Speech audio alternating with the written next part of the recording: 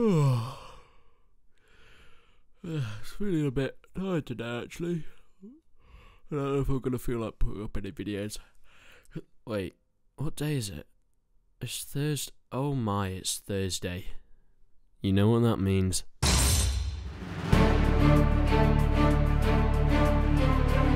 Welcome everybody back to another Bannerlord developer blog, and this one is talking about something quite exciting, some of the single player aspects that we haven't heard too much about recently, and some of the lore behind Calradia and what you can expect in Mount & Blade 2 Bannerlord.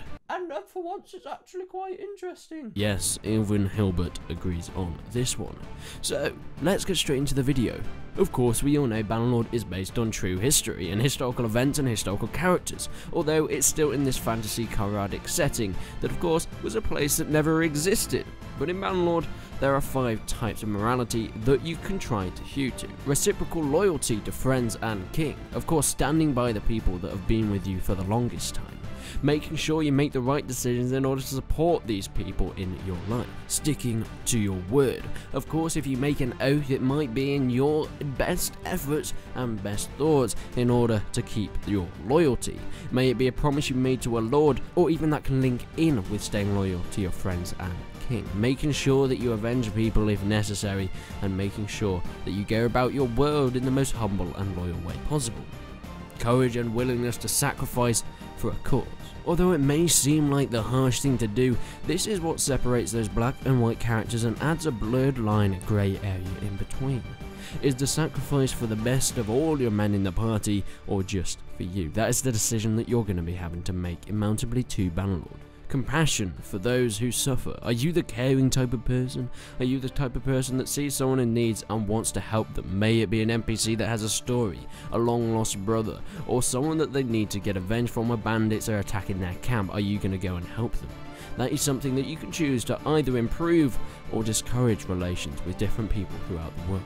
Or finally, a long-term utilitarian calculation. So whether you want to do things to make everybody happy, if it is the best of your thoughts, to make sure everyone gets a fair amount of what they deserve, or whether you go off on your own and doing what you think is best for your own success. Now we all know quite a lot of differences from Warband to Bannerlord. But there are things such as events that are generated by dynamic things in games, such as NPCs are learning how to and when to use certain strategies and abilities. For example, Warband NPCs, they hosted feasts, so this was to repair relations etc. with other countries and other lords and counts. Yet most of the time the AI did this in times of war, as obviously this was a program that they were made to host these feasts when relations were low between factions. This is obviously going to happen more in times of war, but from a narrative perspective it didn't make a whole ton of sense. So of course this is definitely going to be improved massively in Bannerlord. There's also some exciting news of a main storyline quest. This is something that we never really got in Warband except from things like the Evlap mod, which is a really nice mod, but the main storyline will be something really cool to add in this RPG sandbox game. They want to make it a little bit different to other games though. They want this to absorb the player, but it complements a sandbox struggle for power rather than seeming like 2 parallel games. So they're not going to have the main storyline and little side quests, it's all going to evolve into one big game, and implementing these sandbox mechanics with a storyline mechanic. I'm not completely sure on how this is going to happen, but it sounds like a really good idea. So you don't have 2 parallel games that you can do alongside each other, but they're all going to meld and link into one big picture. Next we go into some of the lore about the Mount & Blade universe we've been told about, and the inspirations based on one of the factions. This is mostly talking about the Empire.